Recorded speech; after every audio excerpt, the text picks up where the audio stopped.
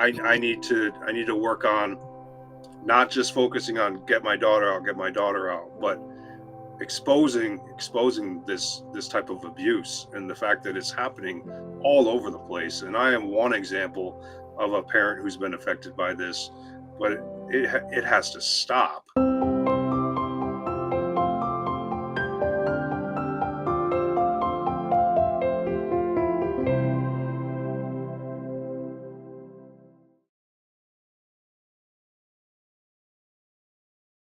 Hi, I'm Angela Williams, And I'm Katie Sudano, and I'm a survivor of child sexual abuse. and I'm a survivor of child sexual abuse. Welcome to Voice Up for the Voiceless.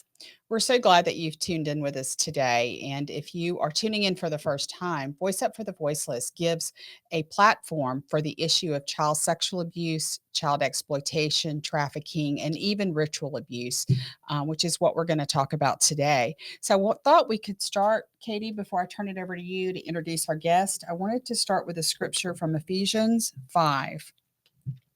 For once you were For you were once darkness, but now you are light in the Lord. Live as children of light, for the fruit of the light consists of all goodness, righteousness, and truth.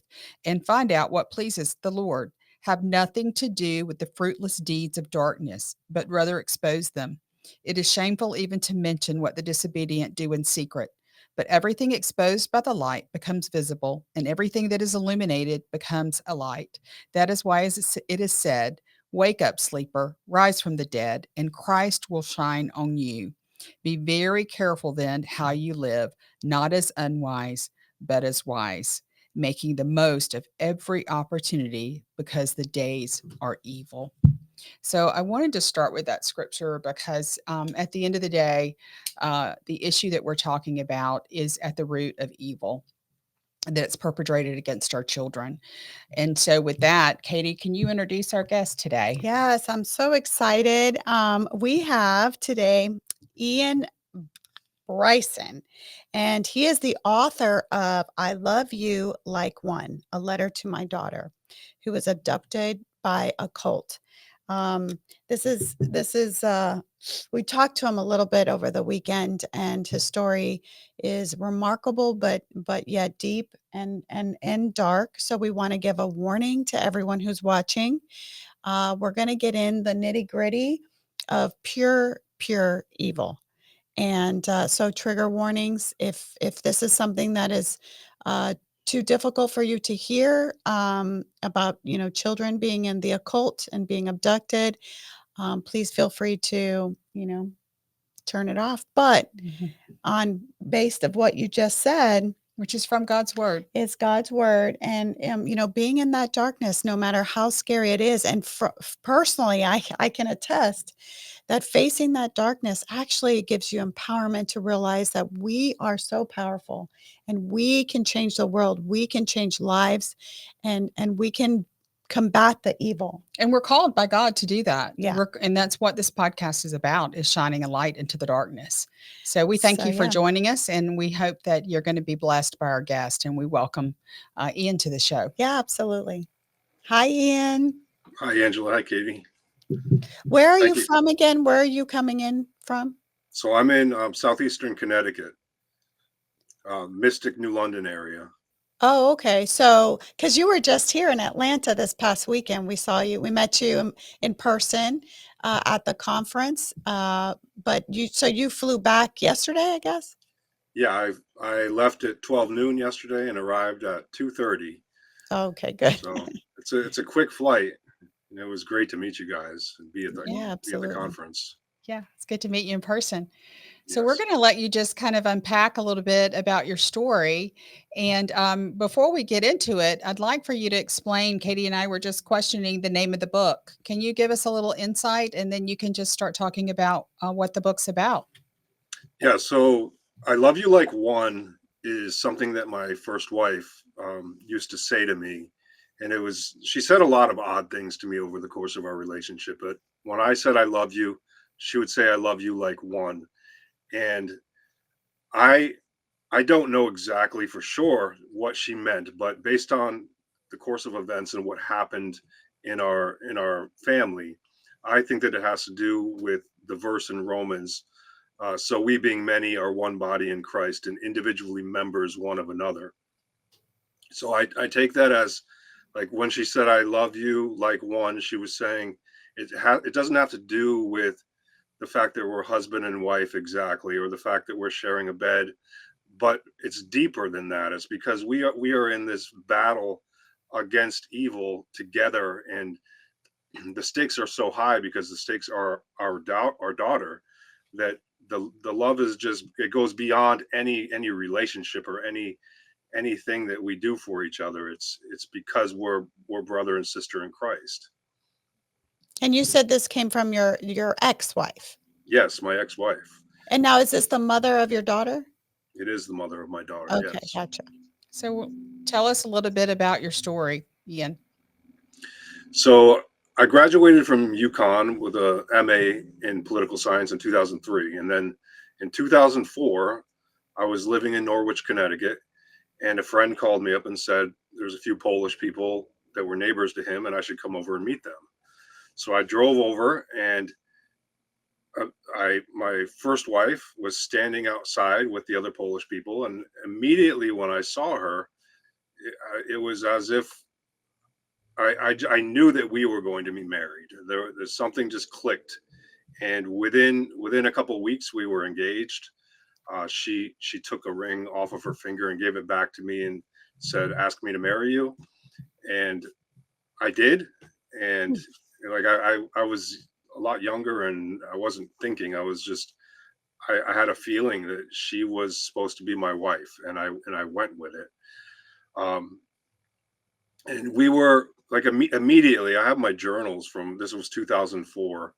Immediately, I knew that something was going on with her. I thought that she looked like she had symptoms of trauma, even though I didn't really know that much about trauma at the time. And I wrote in my journal, maybe this is borderline personality disorder, maybe this is incest. And she would go from loving me one day to hating me the next day, and that cycle kind of trauma bonded us together. Um, and I just kept wanting things to be better than when she hated me, and so I looked at it as a project, but also once I asked her to marry me, there was nothing that was going to stop me from going down that road. And so we moved back to Poland briefly because she was in the country on a work travel visa. So we needed her fiance visa, and I lived at her parents' house while we were waiting for the visa. And like again, like there were more signs started adding up. Um, she told me things like the nicest thing my dad ever did for me was bring me one cup of tea. She made other sexualized comments that her dad made other sexualized comments, and she translated those to me because nobody else spoke English other than her. Her grandfather asked me how she was in bed, and it was just like a really strange environment to be in. But I chalked it up to like I've never been to Poland. This is Polish culture, and it was strange to me, but I just figured that we would be back in the United States and be starting our own family, and then that stuff would just disappear as we began our own family. So we returned to Connecticut in 2005 and were married, and then our daughter was born in Connecticut in 2007. And as these years are going by, I'm seeing cycles in my wife at that time, where it just kept going from I hate you to I love you to I hate you to I love you. And this was having a psychological toll on me to where I began having panic attacks and depression, and just really trying to like look at her more closely as time went on, and try to get her into counseling. I went into counseling for my panic attacks and depression, started taking prescribed medication for those things, and not realizing that they had to do with my environment and not with just a chemical imbalance in me, that I was legitimately terrified. Um, What are some things that made you afraid? Are there some other signs besides her anger? So I think just her instability and her when things were going well, they were going so well to where I thought maybe I could be a marriage counselor. Maybe I could teach other people how to fix these things in their marriage. And I s- she was the happiest woman that I had ever known. And but then in just like a moment, the bottom would drop out, and it would just be absolute horror in our home where she's saying things to me that just don't make any sense based on what they were the day before. I hate you, and I'm going to leave you, and and even like my dad, the nicest thing my dad ever did was give me one cup of tea. We went through, and that there's other examples, but we went through this, me trying to figure out if she's lying or not, because that statement sounds like a lie to me, or sounded like a lie to me. Like it's impossible that the nicest thing her dad ever did was bring her one cup of tea. And I would just try to go through it with her and say, you can tell me whatever it is.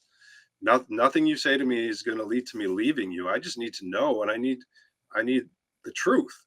So I think not having the truth and knowing I wasn't getting the truth created an uncertainty and a fear in me that I didn't know what to do with, because she was my partner, and I trusted her, but I also couldn't really trust her. So that was just a constant anxiety. So, how long were your Yeah. cycles? How long would it be good? And then how long would it be bad? Would it be kind of, could you establish a pattern, or was it um, unpredictable? It was unpredictable. So it was anytime that she had prolonged contact with her Polish family, that was a guarantee that the cycle that she would return, saying she hated me, and even to the point where I couldn't even be sure if this was the same person.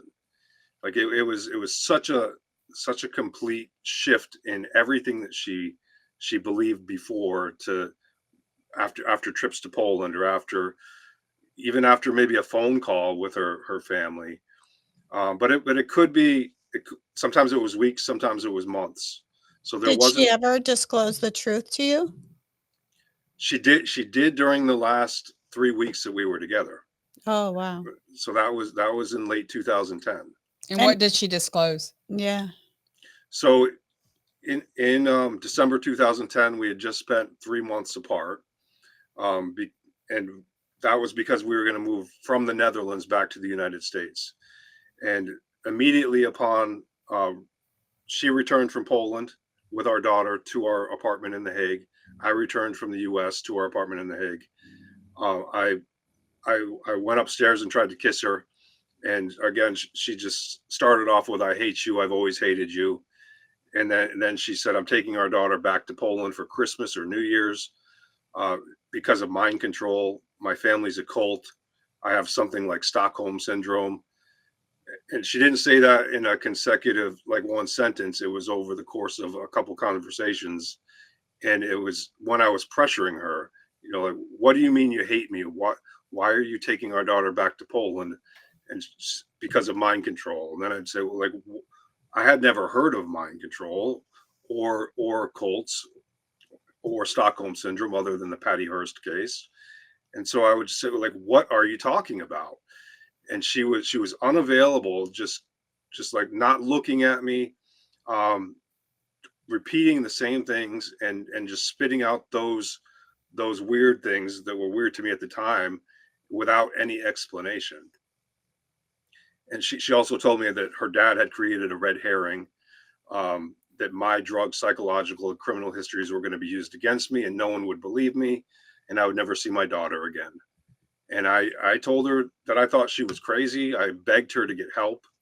I tried to logically convince her, that because of this and this, we don't know how big the problem is, but we know there is some kind of problem, so we should get help.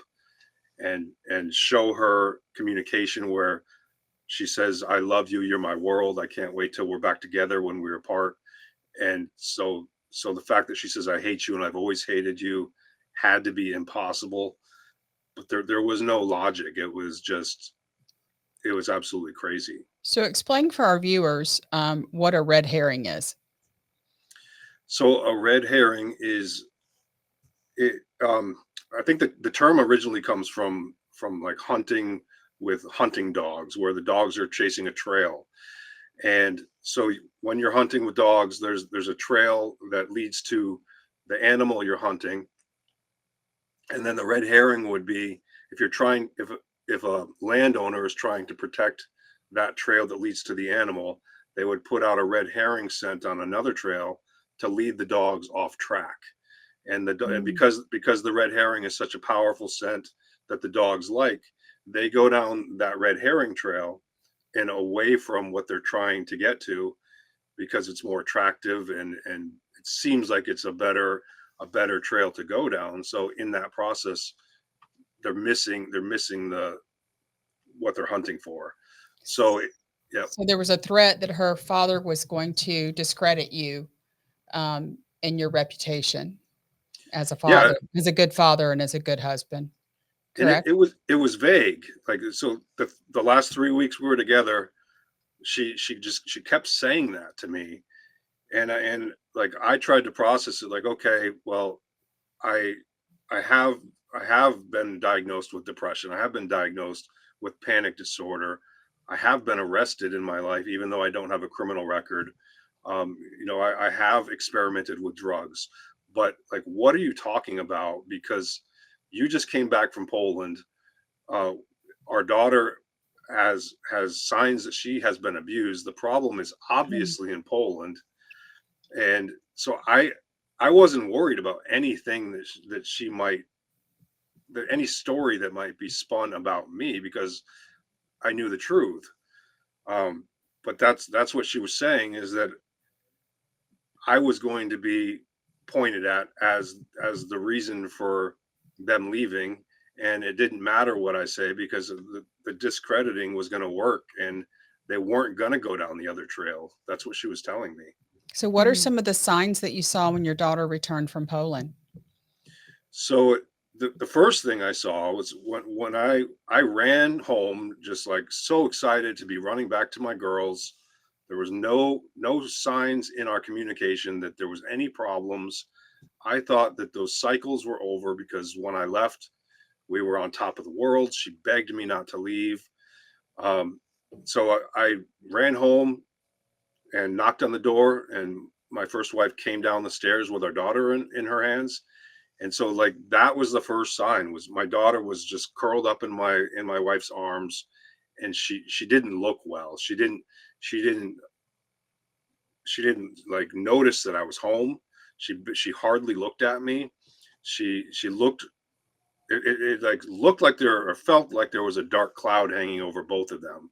Mm. So then we went upstairs, and I set my daughter in front of the TV so I could talk to my wife, and my daughter was just unresponsive, and like she was in a fog, Like in um, the trance kind of and thing? like in a trance. And so I went in and talked to my wife, and that's when she told me Colton, mind control, and red herring.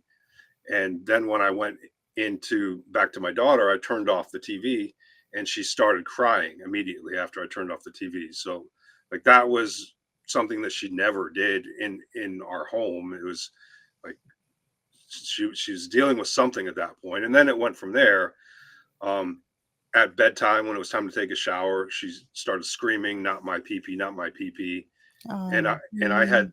I had seen this before after other returns from Poland, and my wife always told me it was a soap irritation. And Mm. so this time was like another time, and before I didn't like it. It made me like just really agitated inside to hear this, but I trusted my wife, and especially with those kinds of issues, like I really couldn't believe that it could be sexual abuse. But this time I said, well, if it's a soap irritation, she was over there for 3 months, so why would they keep using the same soap, and why does this only happen after returns from Poland? and also it's not just pain or discomfort. This is terror. My daughter's screaming this and having a panic attack and hyperventilating, and so I told my wife we needed to go to the And doctor. just real quickly, she's 3 at the time? She's a month away from being 4 at the time. Yeah. 4, okay. Yeah. So that was going on. Then we were changing our daughter for bed, and so my daughter took off her pants and had a big round bruise on her buttock. And my wife looked at my daughter and said, "Tell daddy where you got your bruise." My daughter looked at my wife for reassurance, and then after she got it, my daughter said the word grandpa in Polish. And so I'm just standing there in my daughter's bedroom with my wife and daughter, see this big bruise, and my daughter's telling me it's from grandpa, and I'm just like, I'm blown away, and I don't know how to react or how to process it, because the idea that my wife could be involved in the abuse of my daughter was like something that I had just relegated as an impossibility. So I figured I have time. They're back in my home. I'm gonna figure this out. And so then my daughter started having nightmares. She came in our bedroom at night and said there was a monster. I woke up and said there's no monster, and my wife said yes, there is a monster. She started wetting her bed and in her pants again, and she was fully potty trained. Uh, the the first time I started to play with her, she got down and pretended she was a cat and was just walking around mimicking a cat and wouldn't stop doing that. And I'm just like, I want to play with my daughter. I don't want to play with the cat. And so that's I didn't know till later that cat programming is one of the initial programs they put in Mm. ritual abuse. And for Um, those listening, just to stop you quickly, Ian, one of the telltale signs of child sexual abuse is obviously you saw physical signs. Obviously, you saw emotional signs.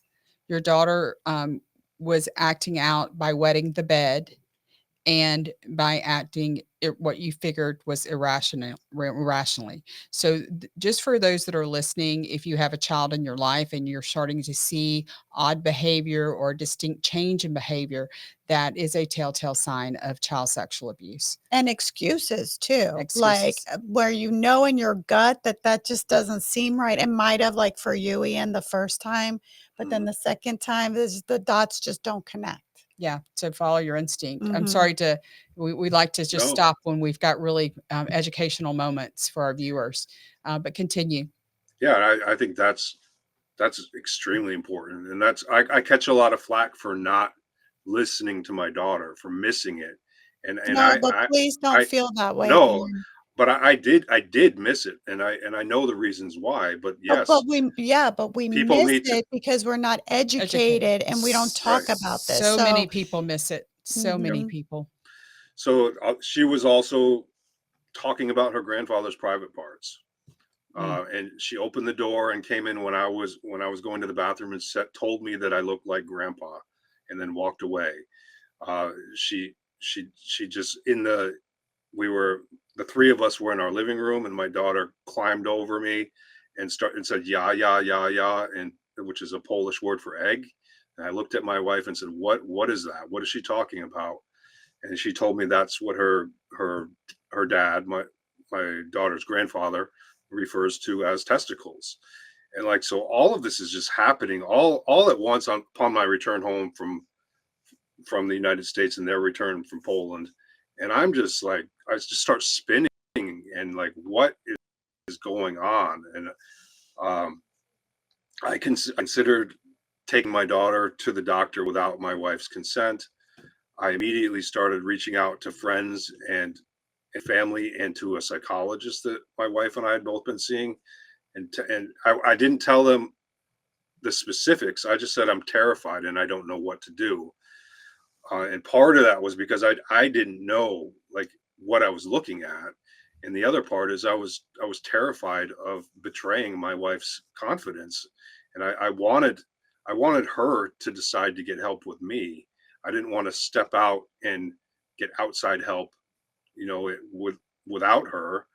And I had no idea that they were going to return to Poland, even though she was telling me that they were. I didn't believe it, and I just thought this is another cycle of which I've seen many, and so we're going to get through this. I can't even imagine the state of confusion and disbelief to a certain extent. I mean, to see your daughter like this and to hear your wife say, "Oh yeah, that's what she calls testicles." I mean, that's not normal for even a mom just to be so like blasé about the fact that this almost 4-year-old calls these things and knows about these things. Most 4-year-olds they don't care. They don't Yeah, pay attention to those things. it should be the same as an elbow at that age. Like there's Exactly, that's not a yeah, thing. And right. it's remarkable too that your obviously your wife had been abused by her father and now allowing the cycle to continue with your daughter. It's devastating. And So now you're in this state of what to do. You're trying to seek outside help and expert help. Were you able to get that done with her, or uh, did that not come to fruition? I never did get it done. No. So I returned on December 8th, and the abduction happened on December 27th. And in Oh, between, wait, hold on a second, because I don't understand. You yeah, returned back to the United States no, without your No, daughter they and were wife? living in the Netherlands. Right, so yeah, you returned. I returned to our home in The Hague from the United Oh, States. got Okay. you. Right. Around the same time that you're learning about all this.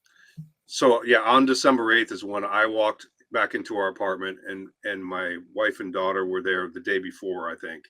And so that's when I started to learn about these details, and her telling me that she's going back to Poland because of mind control and that her family's a cult.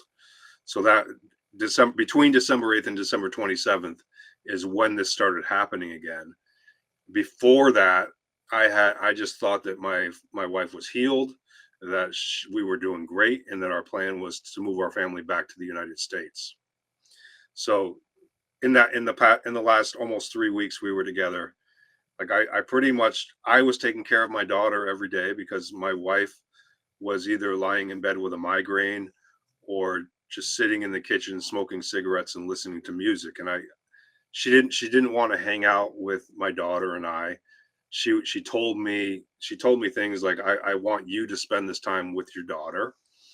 Mm. And which, just like I believe that my first wife wants to get out of this situation, that she is trapped in this insane family system, and that she did everything she could to tell me what she could tell me, and she wants our daughter out of this. Like, another thing that she did was she had our daughter she followed our daughter into the living room, and our daughter handed me a Bible with my wife standing right behind her. And at the time, I was an agnostic or an atheist. I wasn't reading my Bible, and I believe that from my first wife's perspective, she and what she was dealing with, she knew that the only answer to this problem is the God of the Bible. But I couldn't get her to speak. Like it was like speaking to the wall when I'm trying to speak to her. She would just like throw me little tidbits here and there, and I kept trying to get the psychologist that was talking to both of us to contact her, and to get her in to see him so that she could tell him what she was telling me, but she wouldn't return his calls. My family and friends were so far away that they couldn't help. I went to the police department and said, my wife has my daughter's passport and is threatening to leave the country. And the police just gave me a printed list of family attorneys and told me there was nothing they could do. Mm. So like I was trying to hold my household together and take care of my daughter. And then at night, my wife refused to talk to me and just wanted to watch a movie and go to bed. So what happened on the 27th of December? So on the 27th of December, I spent all day outside with my daughter. There was snow on the ground. We played in the snow and went to a couple of her favorite parks. We came back for lunch, and my wife still didn't want to go outside with us. So we went back out and went to a little petting zoo farm down the street, and just I pushed her on the swing, and just we went all over the place. And then my wife started texting me and saying that she needed me to come back. And I I I didn't really I ignored her at first because my daughter and I were having a great time, but she kept texting me and kept saying, "I need you to come back. I have plans." And then I said, "Okay, I'll make my way that way." And my daughter started saying, "I don't want to go home. I don't want to be with mommy. I don't want to go back to Poland." And I didn't take my daughter seriously. Mm. I just thought this, she's a 3, almost 4-year-old child, and I have to be strong here. So I told my daughter, "Your mother loves you, and she probably has dinner cooking." And so she played like hide and seek with me on the city streets on the way back. And eventually we got home. And when we got home, my wife was standing at the top of the stairs, dressed like she hadn't been dressed in the past 3 weeks. She was dressed like she was going somewhere. And immediately she said, I want to take our daughter to the library or to the store to get art supplies. And I just said, no, like we can go together later, but because of what you've been telling me, because you have her passport, I cannot let you just leave with our daughter. And so she got upset with that. I turned on my daughter's favorite movie, and we sat on the couch and had popcorn and tea. And my wife was just walking around stewing and saying that I needed to support her, her decisions and about going out and what's the big deal. And I'm just like, I was solid in saying, just no, we can go to the store later. And I don't know why you think you need to get art supplies so bad. So then after a little while, someone else knocked on my door downstairs, and this was a man who was the father of one of my daughter's friends. And I didn't trust him. Um, I didn't want him in our lives at all, but I let him in, and I was having trouble drawing the boundary because his daughter was my daughter's friend.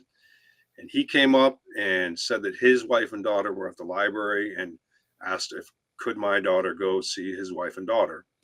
So Mm. I caved, and Probably a and just, handler or something. That was a yeah, handler. Mhm. I think so. Yep. Um, and and I think my wife contacted him and said, "I'm having trouble getting out of the house. Can you come help?"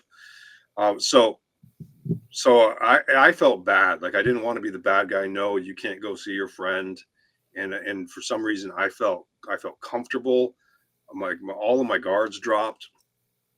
And so him and I went into the kitchen. I was making coffee, and my wife started getting ready to leave, and then she came in behind my daughter. My daughter wrapped her arms around me and gave me just a huge hug Oh, to where no. I like had to peel her little hands off. Oh, And then I watched my daughter go down the stairs, and I watched my wife go down the stairs, and that was the last time I ever saw my daughter. And then that man left shortly thereafter, and he said he was going to pick up a paycheck down the street.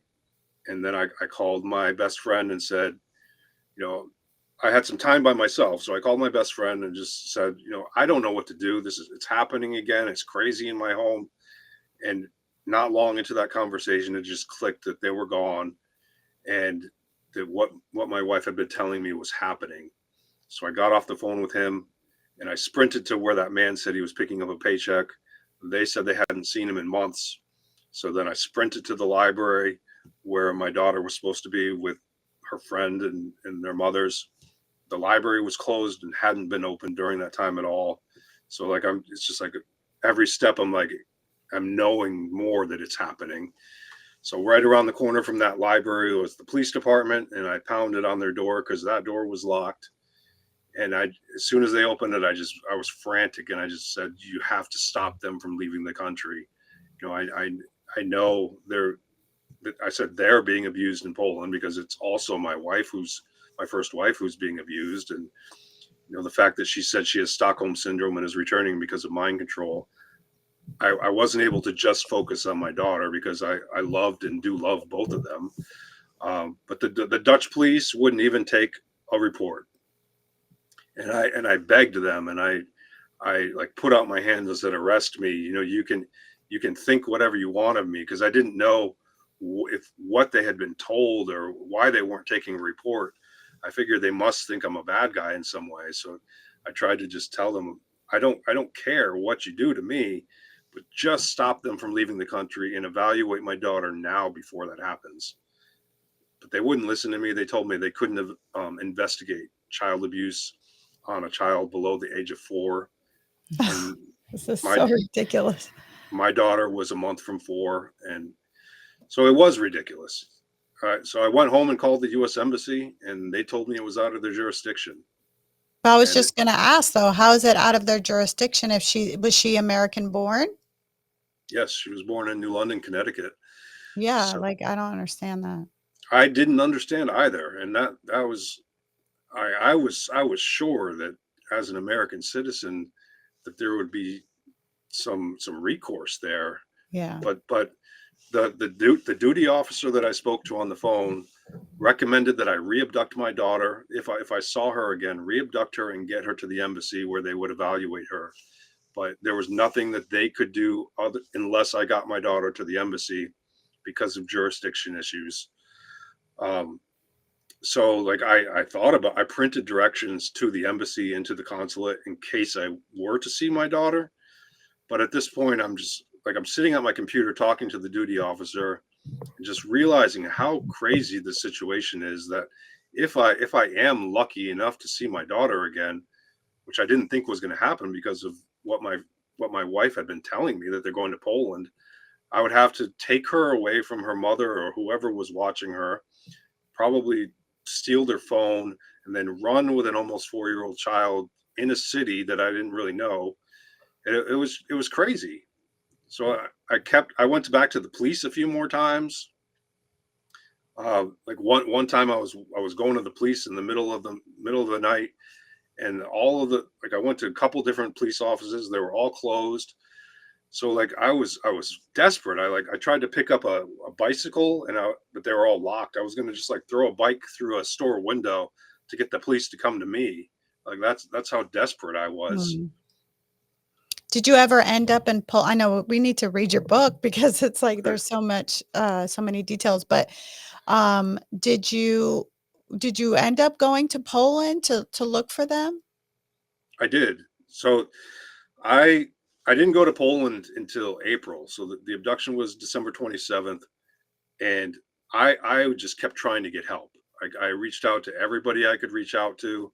I filed a report with the through the Hague Convention, and the Hague Convention is a treaty with between different countries, and the Netherlands, Poland, and the United States are treaty members, and that that international law prevents one parent from taking a child from the country they reside in to another country. Mhm. So that was what I wanted to do, was follow the legal trail.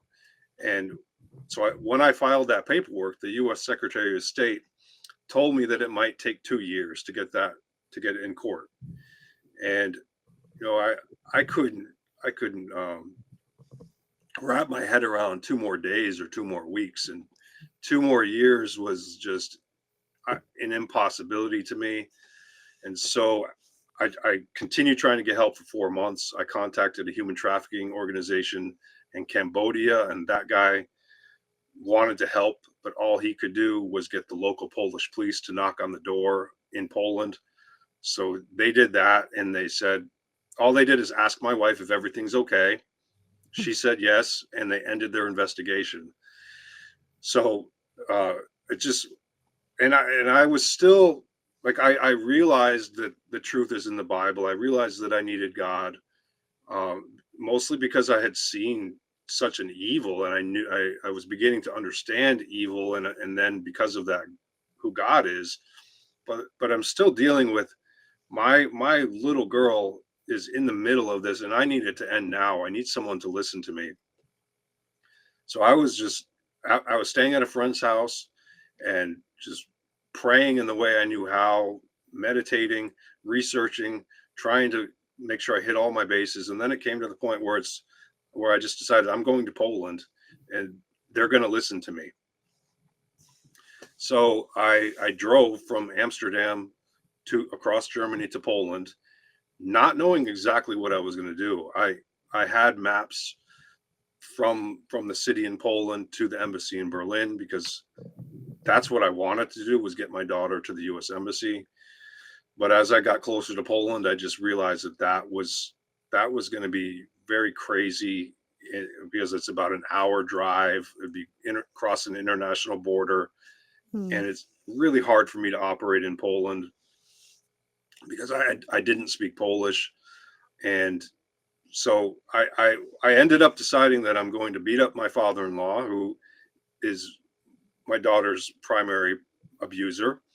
And I wasn't angry. I wasn't like enraged. It was just, I'm going to beat him up because I know he comes out every morning to throw away his beer cans.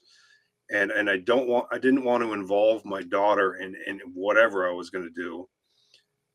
So the whole like re-abducting her and getting her to Berlin, that was one reason why I decided against that as well. But I thought, if I beat him up, then I get arrested, then they give me a lawyer and an interpreter, and then they're going to have to investigate my allegations.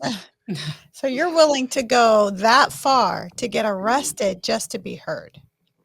That I says a would. lot. Oh my goodness. So That's tell us what happened.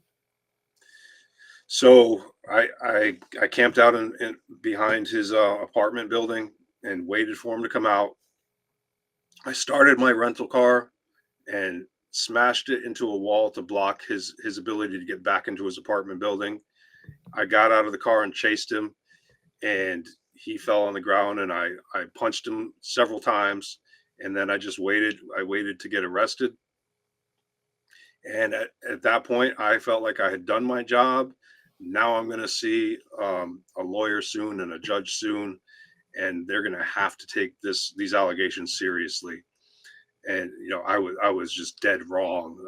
I spent 2 nights in the local jail, went before the judge, and I didn't care what they were going to do to me. I was willing to go to prison for life if they just stopped my daughter from being hurt even one more day. I asked the judge for a change in venue because of my father-in-law's status in the city, and because my first wife's godfather works as a judge in that court. He wouldn't give me a change of venue. He didn't care why I did what I did, and he just said, you're going to pretrial prison, and we're gonna try you for this crime. So they sent me to the prison and put me in a cell with 6 other guys. Nobody spoke English. It was 23-hour per day lockdown. We never left our cells except for that hour where we went out to the other cage to walk around in circles. 5 hours of hot water per week. I had no phone privileges, and then I thought, well, all right, I'm here. I won't be here long because they're going to investigate. The U.S. Embassy will help me at this point. My parents will get a lawyer, and none of that happened.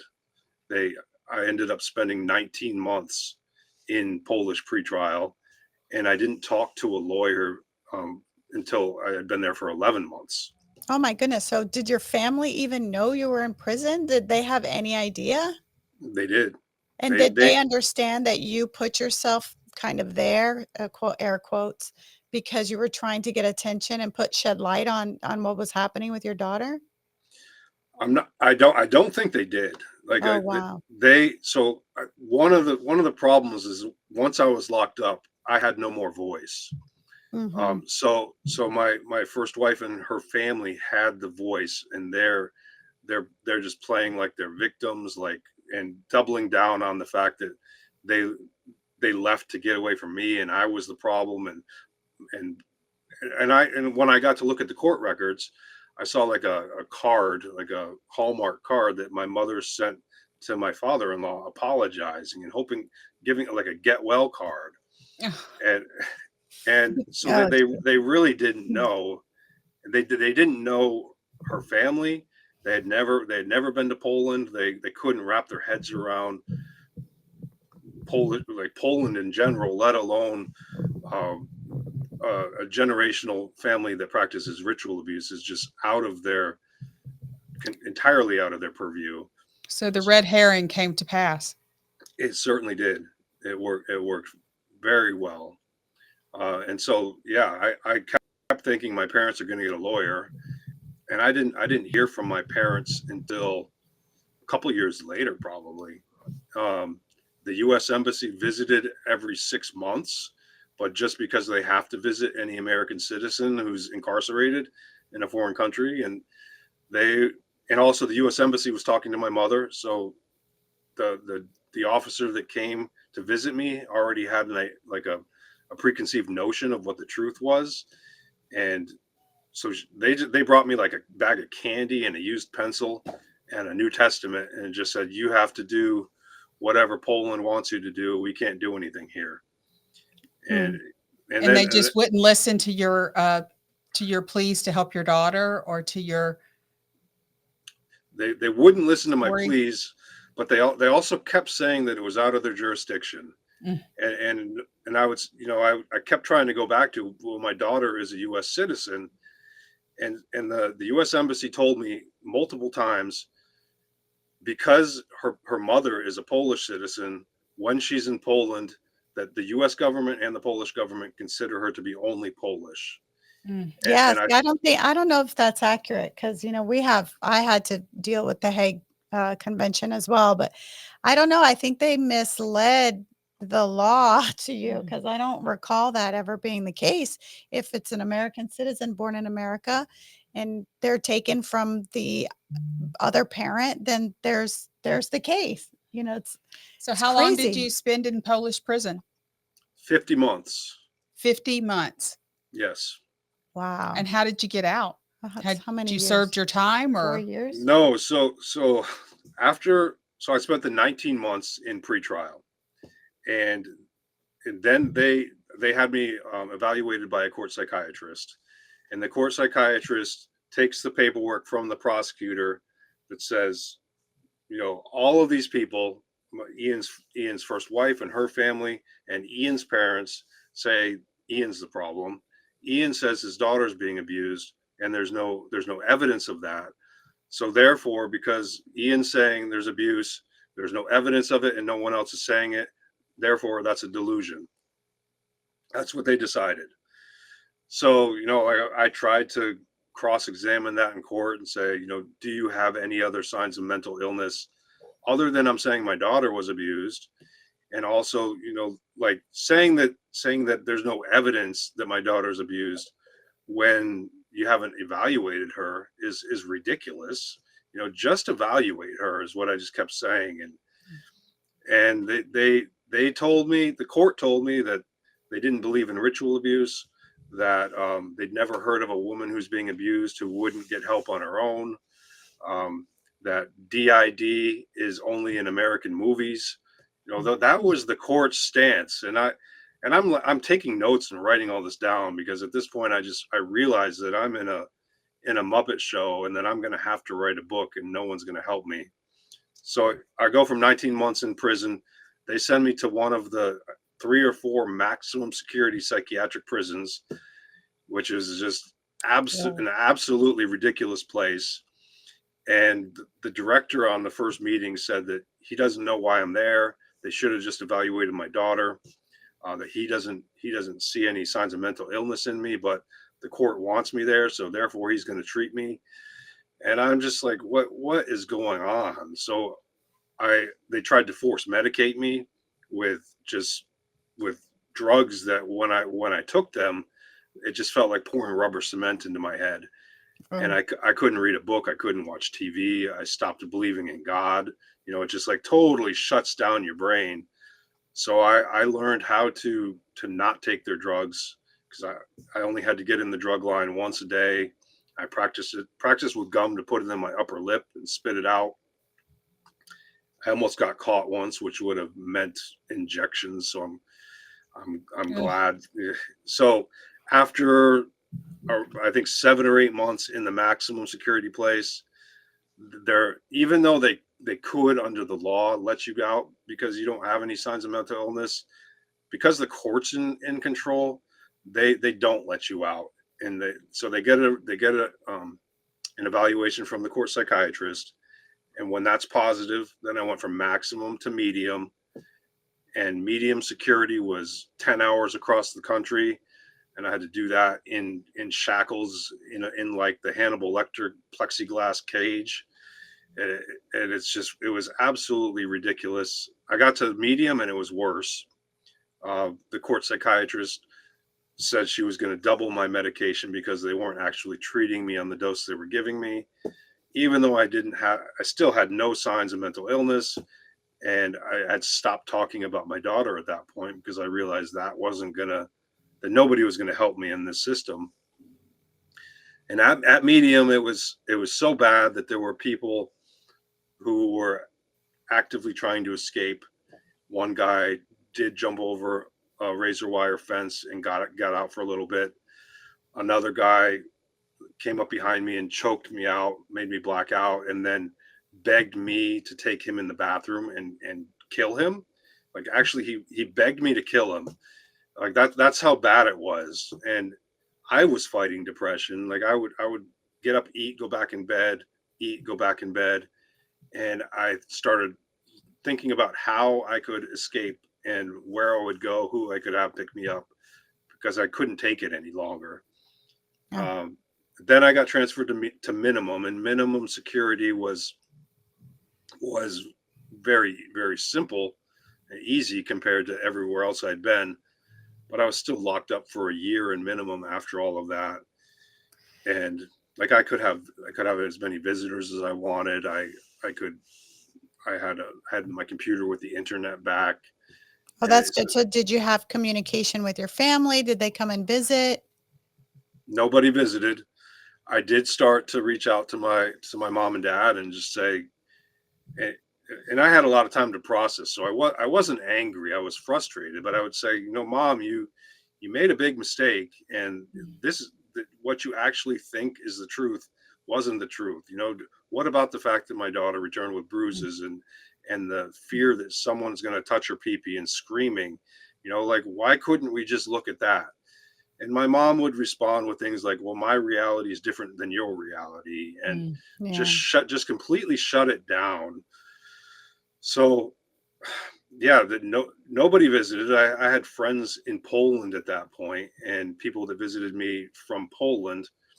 And at that point, I could speak Polish now because I had to learn to speak Polish to survive. And yeah, so I just toughed it out. And like, I was in such a less restrictive place. So minimum security psychiatric is like a place where people go because of like they have suicidal ideation, or they have depression, or they want to detox. So there were women there. There were people who weren't court ordered there. And so it was very nice to be there, but also, like, I'm not free. I still have to wait for the court psychiatrist to decide I can be free. So, like, I just had to be steady the whole time. I wasn't able to cry or yell or, So you were kind of like numbed down. So how did you get out? So it was just this going through the cycle from maximum security to medium security to minimum security. Now when I was in minimum security, there's no other step down.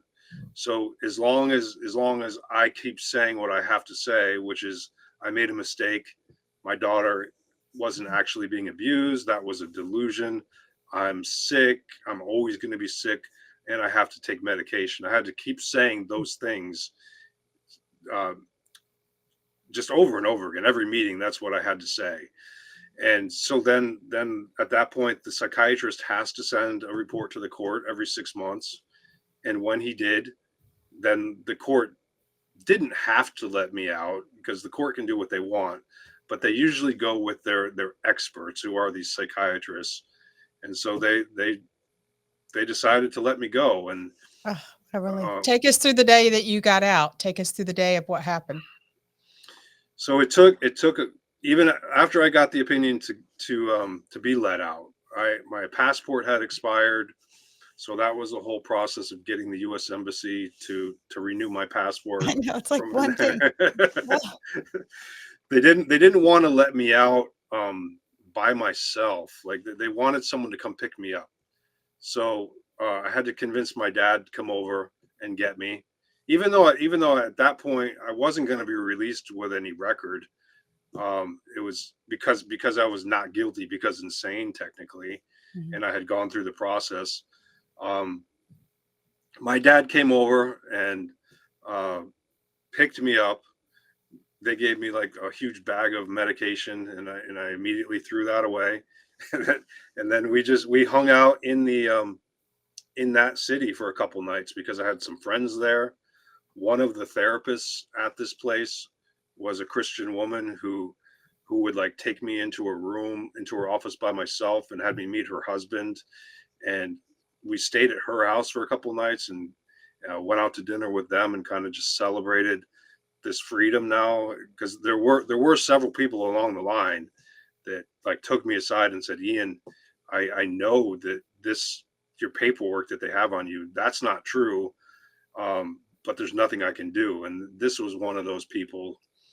So we stayed in that city for a couple of nights. Then we went to the city where my daughter is and hired the first English speaking lawyer we could find in order to fight for my parental rights. And then my dad and I went to Prague and Hamburg, Germany, just to visit a couple people. And then I ended up going back to Amsterdam and staying with a friend for a couple months just to get my head back and just to like realize that I can open the door when I want to. I don't have to go report to these people and pretend that I'm sick. And I just spent 2 months in Amsterdam riding my bike around and getting my head back. Yeah, the Mhm. trauma that you experienced over those, I guess, Yeah. 4 years? 12, 4 years. 24, Yeah. 4 Yeah. years of trauma. Yep. So when you went back to Poland, were you close to where your father-in-law's house was? Did you think about trying to go see your daughter? When I went back after prison, Mhm. Mhm. um, I thought about it, but I had been bitten so hard that Yeah. I didn't think it would be the right I move. knew the answer to that question, but I just was curious because that's such a temptation that you're right there, but you could start the cycle all over again. Mhm. Yeah, Um, so do you feel like too that the people within the system were maybe being controlled if your father-in-law was so powerful that they I do. I think the whole system is corrupt, and whether certain individuals know it or not, they're operating in a system that's corrupt. There's enough corrupt people in there to where even when my dad and I hired an attorney for the family for my parental rights court case, like what I wanted to do was take it back to my daughter shouldn't have been taken from me. There was no legitimate reason for that to happen, but the court wouldn't look at that at all. They still wouldn't evaluate my daughter, and she was still pretty young. She was like 8 or 9 or something at Mhm. this point, and they still wouldn't evaluate her. um they all they were going to look at for my family, for my parental rights case, was whether I'm a danger to my daughter.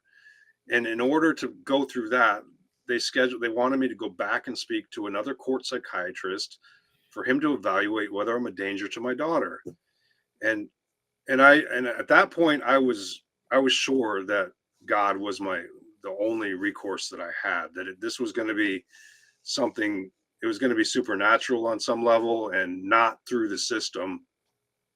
And because I decided that I wasn't willing to go back to a court psychiatrist and continue lying and playing that game. I knew I could. I knew I could easily play that game, but I had to make a decision. Do I trust God or not? And in deciding to trust God, I decided I'm not going to lie anymore. I'm going to go. I'm going to draw closer to God, knowing He's therefore going to draw closer to me, and He has the answer. And if I did go through that process and lie to the court psychiatrist and get supervised visitation, my only thought is going to be, how do I get my daughter out of the country? And I'm going to end up back in jail. And like, just the idea of me trying to figure it out and come up with this plan.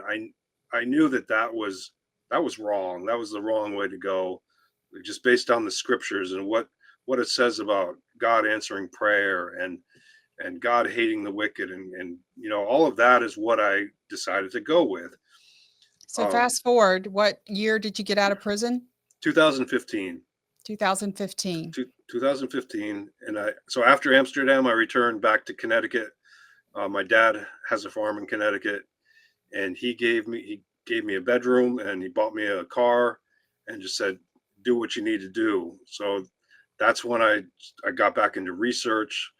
I started writing the current book, and it was like sometime in the first couple months I realized, like, so it hit me, like I had been thinking about my daughter and my first wife for this entire 4+ years, and then it just kind of like came over me that yes, they are important, but this is so much huger than them, and that I need to work on not just focusing on get my daughter out, but exposing this type of abuse and the fact that it's happening all over the place. And I am one example of a parent who's been affected by this, but it has to stop. And like the fact that my daughter's in it is the reason that I am all in. But that all in doesn't just keep me. I'm not only fighting for my daughter. I'm fighting because I hate that this is happening to any child. Hmm. So how old is your daughter today? My daughter is 17 right now. She'll And be 18 in January. what's your daughter's name? My daughter's name is Adele. And if you wanted to say something to Adele, if somehow, some way she could come across this podcast, what would you want to say to her? I would say that I love her like more than life itself. That our God is awesome, and that she is going to be set free, and that this this this horrible thing that has taken her and her mother is going to be put to rest. It's going to be put out of its misery, because our God answers prayers and hates wickedness. And like I used to push her on the swing and tell her to never let go. And I know who she is. I know my daughter, even though I haven't had the blessing of raising her. I know her. I know her soul, and I know that she is holding on, and I know that God has plans for her, and this, and I will never stop. I will never stop until she is free. Oh, well, I hope everyone who's listening to this right now shares this video all over, because Please. only through the power of prayer and people who believe that this will reach her and hopefully be reunited with So her her father name once is again. Adele Bryson. So no, they changed her name, and Oh. I I have a picture somewhere, but so I found it. I found a picture online of her. She runs, and so she got some kind of award for running. So she's standing there with her grandfather, with the guy that I beat up, the guy that the guy that's her primary perpetrator. And on her plaque it says Adela, so Adela Soshevska. So they changed her last name to Adele. my first wife's new husband's name. Okay. So Soshevska, yeah, So SOCZ. if you have that picture, if you could send it to us via email, we'll put it on the Well, screen. we can edit it in and have Yeah. it on the screen. I will And send so it. Yeah, she'll know that her daddy's looking for her, and that it is our awesome. prayer that you will be reunited sooner than you think. So wait, hold on. I know we're so over our time, but this is we might have to split it up in two parts. But just because, so I'm confused. So your first wife is now married to someone else, and they changed her name to him. How Yes. was she able to remarry? Did you guys go through the divorce process? So yeah, the divorce was part of the parental rights package. So Oh, I see. so when I was in prison, I got the divorce papers, and it was just like Iain is bad. Iain did this. Iain did that. So I refuted the divorce, and just said like I'm not saying that this adult woman can't divorce me. what I'm saying is she's lying, and we need to get our daughter evaluated, right? Mhm. So I appealed the divorce twice from prison on those grounds, just saying, yeah, like I understand these are divorce papers, but she's lying about this. Like my daughter was abducted from me, and we need to evaluate my daughter. So then after I was out of prison, it was the same thing that I was fighting: the divorce, parental rights, visitation, and alimony. And so I lost all of those cases. And so it was 2015 or 16 that the divorce finally went through, even though they had been trying since 2011. For several years after that, the things I found online were still Adelle Bryson. And then it was, I don't know the exact year. I'll find out, but that's when I saw the picture with her and her grandfather and her new name. So Wow. yeah, which was extremely hard to see. Like, I mean, it's all hard, but just seeing the progression of that, and her not even being a Bryson anymore.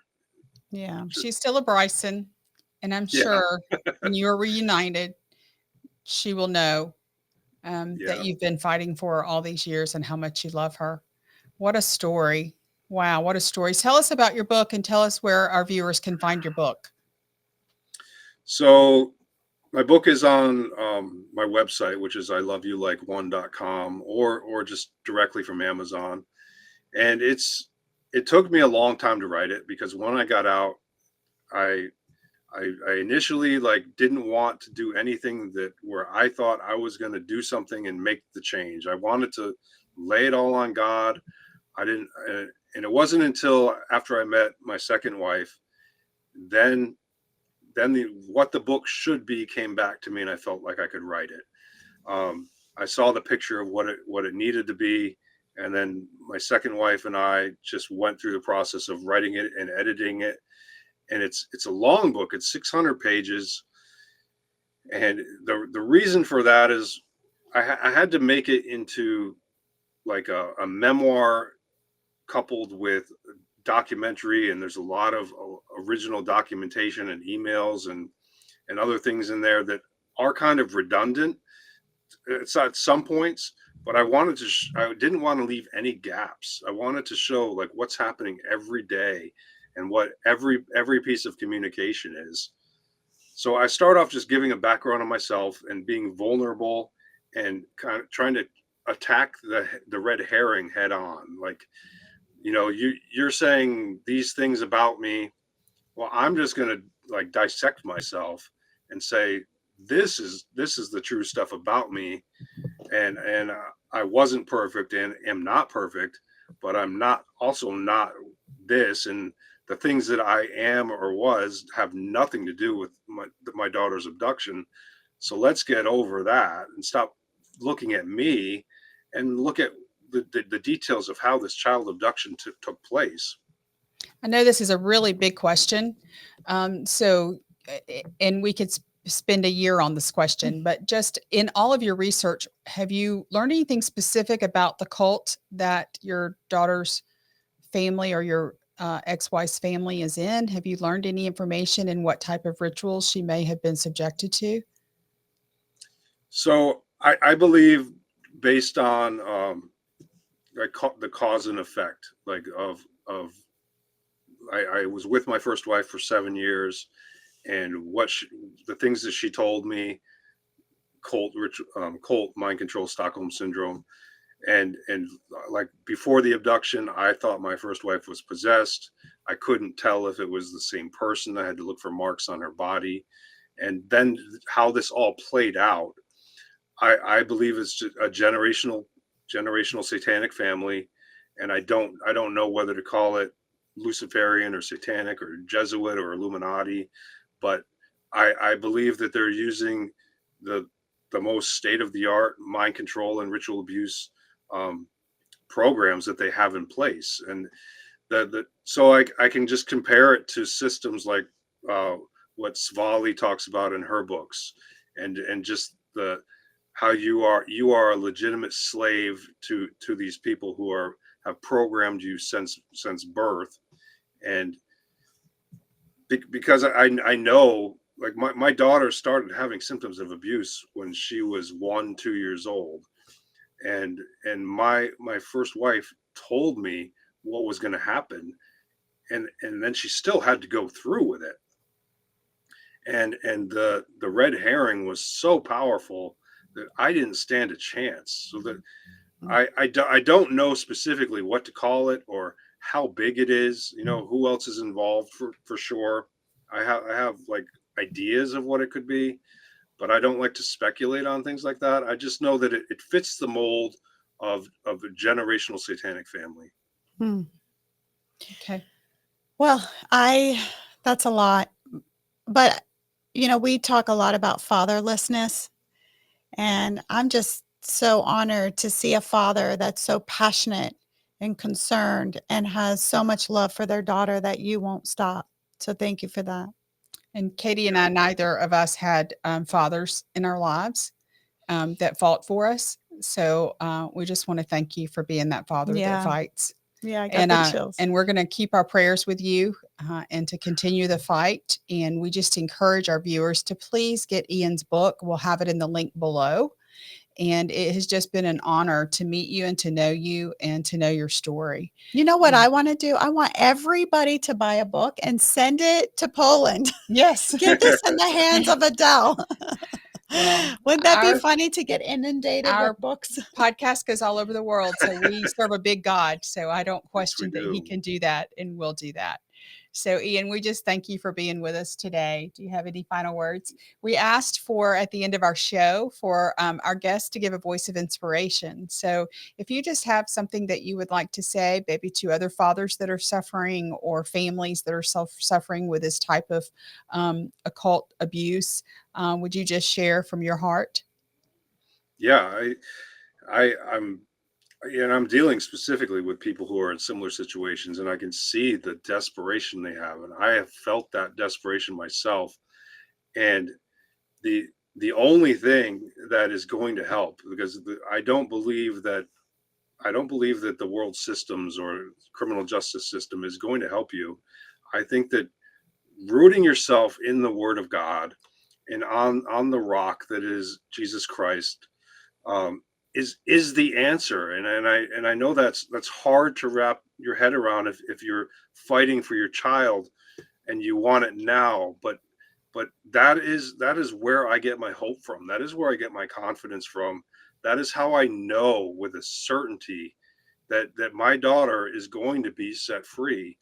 And I encourage people to band together and to we're partners in this, and I care about your children is like I care about my own, and this has to stop. But we have the victory, and together in prayer, like, we're unstoppable. Our God is going to put an end to this, and I don't have any doubt about that. If I did, I would be dead or back in prison, because I'm not afraid of what happens to me. I'm afraid of what happens to my daughter and is happening, but I want to go the route that's going to work. And I think the only route is our God, who loves us and hates wickedness. Amen. Oh, yeah, that's amazing. Amen. It is a huge evil. So, Iain, we thank you for being with us today, and we'll make sure to spread this as much as we can. Thank you for telling your story and for your courage. Thank you Thank so you much. both. And for all of you listening out there, if you have any comments, please feel free to put it in the comment section. I will make sure that Iain gets it and answers them directly back. Or if you don't want to publicly post anything, you can always go to our website, voiceforyou.com, or email us directly, voiceupforyou@gmail.com. We'll put the links in there All because I right. Thank you misspoke. for being with us, Iain. And I am Angela Williams. And I'm Katie Sudano. And we thank you for tuning in. We thank Mesmerize Media, who makes this podcast possible. And we would just ask that you would share it. We're doing the hard work, the heavy lifting of trying to get this message out and break the silence around child sexual abuse, exploitation, and ritual abuse. Yeah, that's for sure. Thank you for watching. Thank you.